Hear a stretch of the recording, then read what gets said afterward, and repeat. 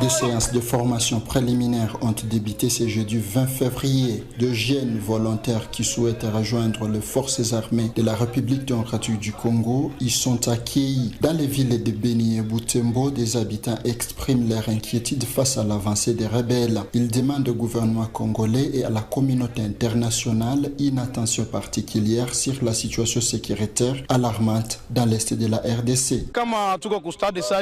Si nous sommes au stade aujourd'hui, c'est parce que nous avons lancé un appel à toute la population et à tous les jeunes de la ville de Beni et du territoire pour qu'ils viennent participer à l'entraînement. En effet, quand nous irons à la formation militaire que les autorités militaires ont annoncée, nous devons être prêts et aptes. Pour défendre la patrie, on n'a pas besoin d'autorisation parentale. C'est notre esprit patriotique qui nous pousse à défendre notre patrie. Si nos parents nous interdisaient de défendre notre pays, où iront-ils vivre quand l'ennemi aura pris notre ville? Nous devrons tous fuir. Il est temps pour nous tous, les jeunes, qui avons encore la force d'aller défendre notre pays. Nos parents resteront chez eux en priant pour nous.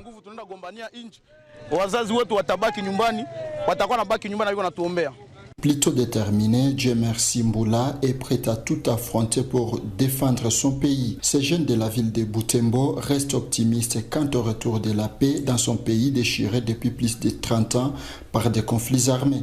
Nous n'allons pas avoir peur. Notre pays est agressé par les rebelles. Si nous allons croiser les bras, ils vont nous envahir. Ils sont en train d'occuper nos villages. Ils sont en train de piller nos biens. Ils sont en train de violer nos mamans. Ils sont en train de faire tout ce qu'ils veulent. Et alors, nous comme jeunes patriotes, comment nous pouvons avoir peur quand l'ennemi est en train d'avancer? C'est pourquoi nous nous organisons aujourd'hui à débuter avec les entraînements.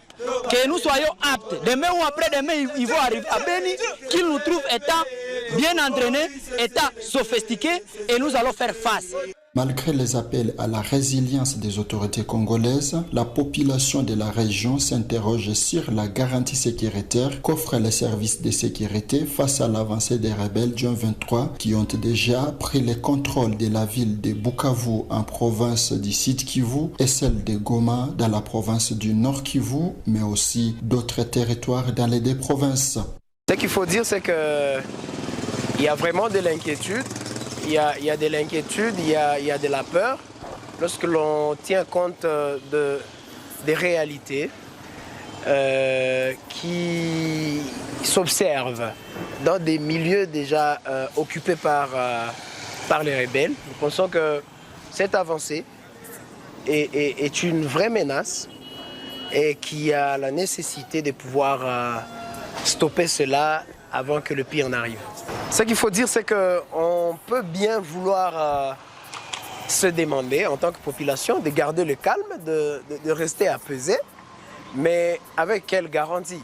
C'est-à-dire, nous sommes prêts à pouvoir nous apaiser, à pouvoir observer la situation de façon tranquille, mais j'insiste qu'il n'y a pas de garantie, puisque, comme je le disais, nous avons tous suivi ce qui s'est passé à Goma, à Bukavu, dans d'autres entités, quand bien même la population est restée résiliente, est restée solide, mais il y a quand même eu d'énormes dégâts et l'ennemi est arrivé à contrôler la situation. Le Conseil de sécurité des Nations Unies, l'Union européenne, les sommets EAC-SADC et plusieurs autres pays ont appelé les parties au conflit à un dialogue pour la résolution pacifique des causes profondes de cette guerre. Félix Tshisekedi, le président congolais, a appelé le week-end dernier la population à se ranger derrière son armée et a annoncé la refonte des forces armées de la République démocratique du Congo, FARDC. Daniel Michombero, correspondant de CGTN français à Goma.